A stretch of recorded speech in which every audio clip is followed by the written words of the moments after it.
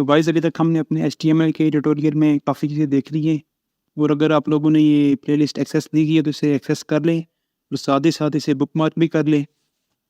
और आज की लेक्चर में हम HTML एंटिटीज़ को देखेंगे। उसके लिए हम अपने सबलाइन को ओपन कर लेते हैं और एक नई फाइल बना लेते हैं class8.html और इसे सेव कर लेते हैं। अब मैं एमिट का इस्तेमाल करते हुए यहाँ पे एक बॉयलर प्लेट लगा लेता हूँ क्योंकि इतना सब टाइप कौन करेगा, जबकि एमिट बन चुकी है और हम सब एमिट के ज़माने में जी रहे हैं अभी।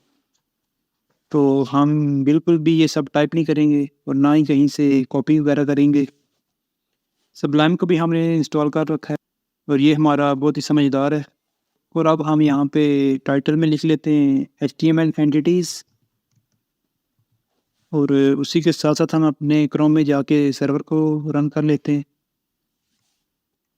उसके लिए हम लिख लेते हैं लोकल होस्ट, हमारे फोल्डर का नाम था HTML और फाइल का नाम जो हमें लिखा था वो था class8.html।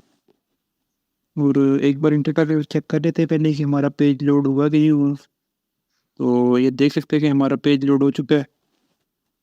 अब हम डिस्कस कर लेते हैं कि ये हमारी जो HTML एंटिटीज़ ये होती क्या है। तो मान लो यहाँ पे मैं एक डिव बना लेता हूँ और उसे एक क्लास दे देता हूँ कंटेनर की और उस डिव में मैं एक p टैग लगा देता हूँ। उस पैराग्राफ टैग में मैं लिख देता हूँ दिस इज़ अ पैराग्राफ। और साथ साथ मैं आपको ये बता दूँ कि यहाँ पे ये जो कंटेनर है इसका कोई मतलब नहीं है अभी। ये तो मैंने ऐसे ही आपको लास्ट क्लास में क्लासेस समझाई थी, तो इसलिए मैंने यहाँ पे कंटेनर की क्लास डाल दी है। और अब हम यहाँ पे एक और डिव बना लेते हैं और उसे भी कंटेनर की क्लास दे लेते हैं और उसमें भी एक पैराग्राफ का टैग लगा लेते हैं और उसमें लिखते हैं this is an other paragraph और जाके अपने पेज को रीलोड कर लेते हैं। तो आप देख सकते हैं कि ये लिखा हुआ आ गया दिस इज़ अ पैराग्राफ और सेकंड लाइन में लिखा हुआ this is an other paragraph. तो आप लोग ये सोच तो रहे होंगे कि मैं क्या टाइम ज़ाया कर रहा हूँ, तो चलिए मैं आपको ये बताता हूँ। तो उसके लिए हम अपनी सबलाइन में चलते हैं और वहाँ पे जाके हम अपने सेकंड पैराग्राफ में स्पेसेस दे लेते हैं। तो आप लोग क्या एक्सपेक्ट कर रहे हैं कि क्या होना चाहिए अभी? आप लोग एक्सपेक्ट कर रहे होंगे कि ये जितनी स्पेसेस मैंने दी हैं अभी ये सारी प्रिंट हो जाएंगी। तो उसके लिए क्रोम में जाके चेक कर लेते हैं एक बार। तो ये आप देख सकते हैं कि यहाँ पे कोई भी स्पेसेस प्रिंट नहीं हुई। ऐसा क्यों हुआ? क्योंकि ये हमारा जो HTML है ये बाय डिफ़ॉल्ट जितनी भी स्पेसेस होती हैं उन्हें रिमूव कर देता है। तो आपको यहाँ पे क्या करना है, अगर आप चाहते हैं कि यहाँ पे आप एडिशनल स्पेस यूज़ करें तो उसके लिए आपको HTML एंटिटीज़ का इस्तेमाल करना पड़ेगा। तो ये आप कैसे करेंगे ये अभी मैं आपको गाइड करता हूँ। तो उसके लिए यहाँ आपको %% का साइन डालना पड़ेगा और साथ लिखना पड़ेगा NBSP सेमीकोलन। और ये NBSP होता क्या है? ये NBSP stands for non breaking space. इसे हम पहले सेव कर लेते हैं और जाके क्रोम में चेक कर लेते हैं। तो ये देखें यहाँ पे एक स्पेस डिस्प्ले हो रही है हमें अभी। और अगर मैं इसे पेस्ट कर दूँ तो किस तरह से, यानी NBSP मेनी टाइम्स पेस्ट करूँ। आप लोग इसे ज़्यादा बिल्कुल यूज़ ना करें, ये तो बस मैं आपको बताना चाह रहा हूँ कि आपको ये आना चाहिए। तो इसे सेव करके जाके क्रोम में चेक कर लेते हैं एक बार। तो ये देखें इसने काफ़ी सारी स्पेसेस बीच में बना दी हैं।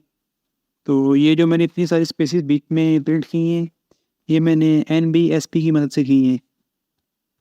तो अब मैं अपनी इन नॉन ब्रेकिंग स्पेसेस को यहाँ से हटा देता हूँ। ये बिल्कुल अनप्रोफेशनल लग रही हैं। आप लोग इसे बिल्कुल इस्तेमाल ना करें क्योंकि हम इसके लिए मार्जिन और पैडिंग वगैरह का यूज़ करेंगे। और भी बहुत से CS के सेलेक्टर्स हैं और इसकी प्रॉपर्टीज़ हैं, वो सारी चीज़ें हम इस्तेमाल करेंगे। और साथ ही साथ मैं आपको बताता चलूँ कि हमारे ये जो CSS के लेक्चर हैं ये भी बहुत ही जल्द आने वाले हैं। मैं इसीलिए तो आपको कह रहा हूँ कि ये मेरी आप प्लेलिस्ट एक्सेस कर लें, उसे बुक मार्क कर लें, ताकि मेरी आने वाली वीडियोज़ भी आपको मिलती रहें। ये सारी चीज़ें बस आपको आनी चाहिए, इसलिए यहाँ पे मैं आपको बता रहा हूँ। अब मैं आपको एक और सिनेरियो बताता हूँ। सपोज़ करें हम यहाँ पे स्टीफन के एक और पी टैग लगा लेते हैं और उस पी टैग में मैं लिख लेता हूँ paragraph is written like this. साथ ही साथ हम इस पी टैग में एक और पी टैग स्टार्ट कर लेते हैं, बस उसका एंडिंग टैग नहीं लगाना, बस स्टार्ट करना है और इसे सेव करके जाके क्रोम में चेक कर लेते हैं एक बार। मैं चाह रहा हूँ कि हमें वो भी डिस्प्ले हो, तो उसके लिए हम अपने सबलाइम पे चलते हैं और जहाँ पे हमारा पैराग्राफ एंड हो रहा था उसके आगे लिख लेते हैं %LT सेमी कॉलन और पी के बाद एक और लगा लेते हैं %VT सेमी कॉलन। इसे सेव करके जाके क्रोम में चेक करते हैं एक बार, तो ये देख सकते हैं आप, इसने हमारा पी टैग लगा दिया अभी। अगर आप HTML एंटिटीज़ को यूज़ किए बगैर पी टैग को लिखना चाहोगे तो नहीं लिख पाओगे, क्योंकि ये बस HTML एंटिटीज़ के ज़रिए लिखी जाती हैं। और यहाँ पे अब हम और एंटिटीज़ को भी देखेंगे और आप लोगों को समझ में आएगा कि क्या हैं ये HTML एंटिटीज़। तो ये जो HTML एंटिटीज़ होती हैं ये क्या करती हैं, ये करती हैं कि जो हमारे HTML में रिज़र्व कैरेक्टर्स होते हैं, जैसे कि ये हमारा ये जो लेस देन का सिंबल है, ग्रेटर देन का सिंबल है, ये हमारा एक रिज़र्व कैरेक्टर है।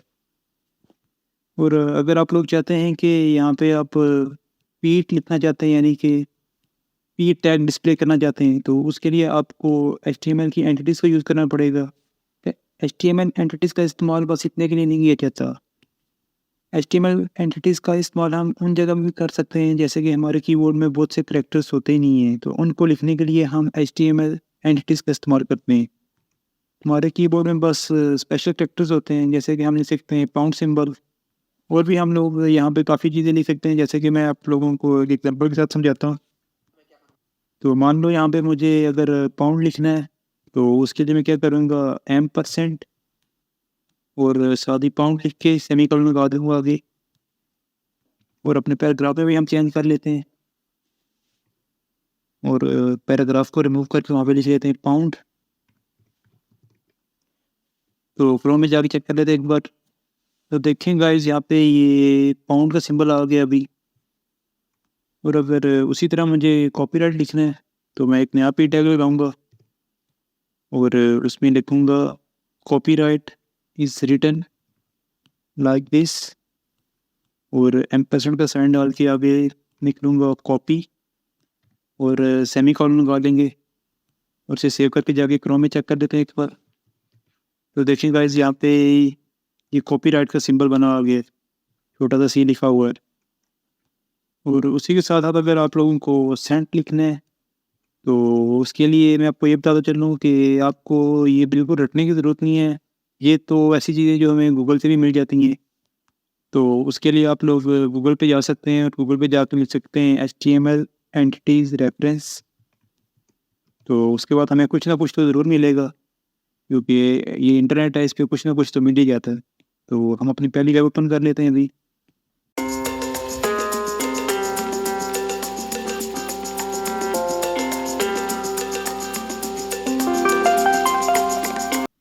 तो ये देखें, ये डिफरेंट सिंबल्स आ गए इसमें और साथ ही साथ उसकी एंटिटीज़ के नेम भी लिखे हुए हैं नीचे।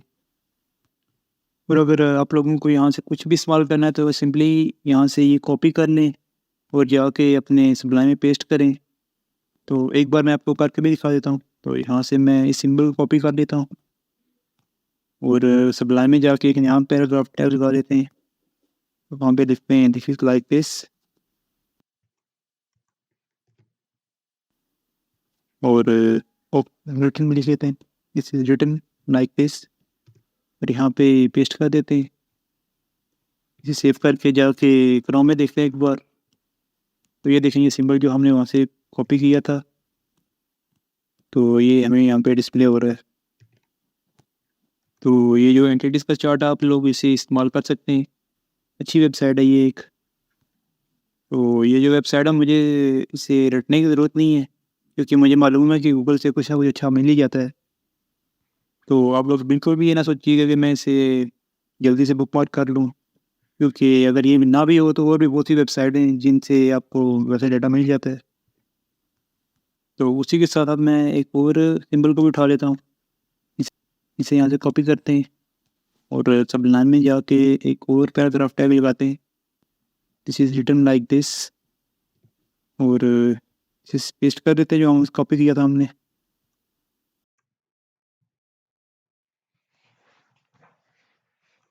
और इसे सेव करके क्रोम में जाके चेक कर लेते हैं। तो ये देखिए ये सिंबल ये भी आ गया जो हमने वहाँ से कॉपी किया था। तो ये आप लोग इस्तेमाल करें।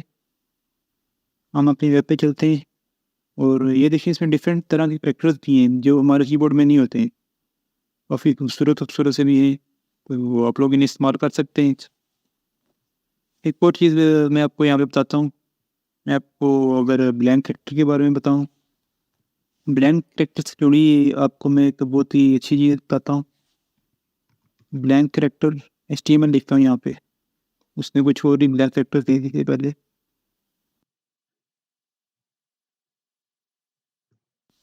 तो ब्लैंक कैरेक्टर अगर मुझे मिल जाए कहीं से, तो ये रहा।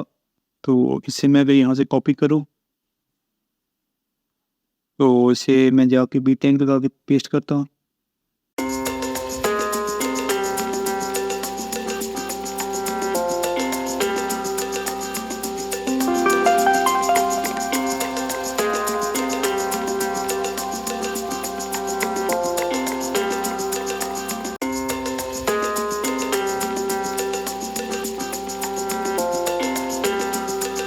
सेव करके जाके अपने क्रोम में चेक कर लेते हैं एक बार।